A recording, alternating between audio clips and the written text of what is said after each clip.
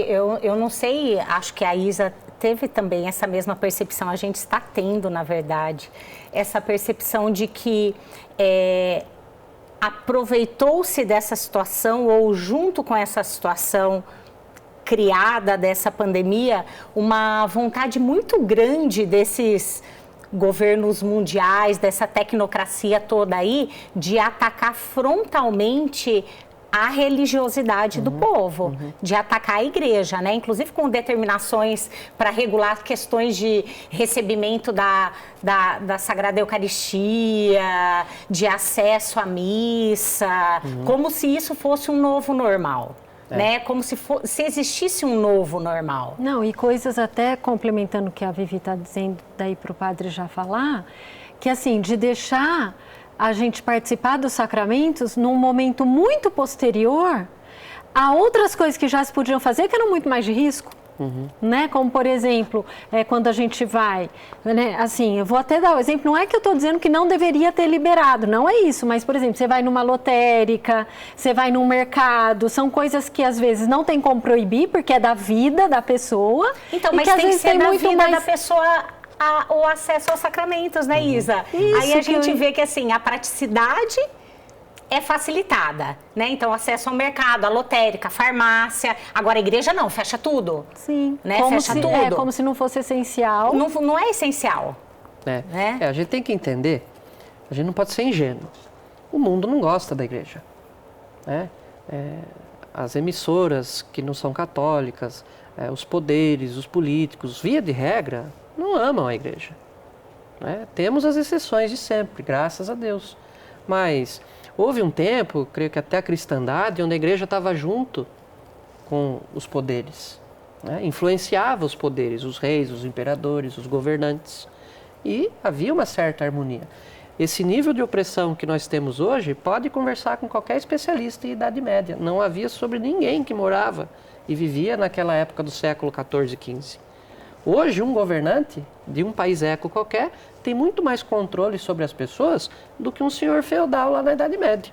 Isso é histórico, basta você pesquisar lá. Né? E desde que o mundo botou para escanteio a influência que a igreja tinha sobre ele, não é? A boa influência, há esse embate. O mundo aproveita tudo o que pode para minar a igreja, sabotar a igreja, enfraquecer a igreja. Não é de hoje isso também. Isso vem de vários séculos já. E a gente não pode ser ingênuo. Há muitos poderes envolvidos, globalmente falando. Há muitos interesses. Vocês já estão cansados de ouvir falar da cultura da morte, da cultura do descartável. E para esses poderosos, a igreja é uma barreira. Nós somos uma peça a ser removida. Porque eles sabem que enquanto houver igreja, vai ter luta. Homens fortes. Vai ter homens e mulheres fortes para falar a verdade, para falar contra o aborto, para falar sobre a realidade do divórcio, que o mundo vende como algo bom, mas não traz nada de útil. Para falar de outras coisas que o mundo não quer ouvir. Enquanto houver a igreja, é algo a ser removido.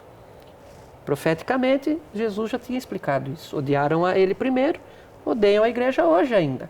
Perseguiram, mataram a Cristo, e é o que tentam fazer com a igreja. Fechar a igreja, tapar a boca da igreja, acabar com a igreja. Mas as portas do inferno não prevalecerão, as forças do inferno, né, não vão prevalecer sobre a igreja. Deus também nos sustenta, nos ajuda. Mas a gente não pode ter essa ingenuidade. Há sim, no meio disso tudo, a pandemia é aquilo que a gente chama de um gatilho. É um gatilho.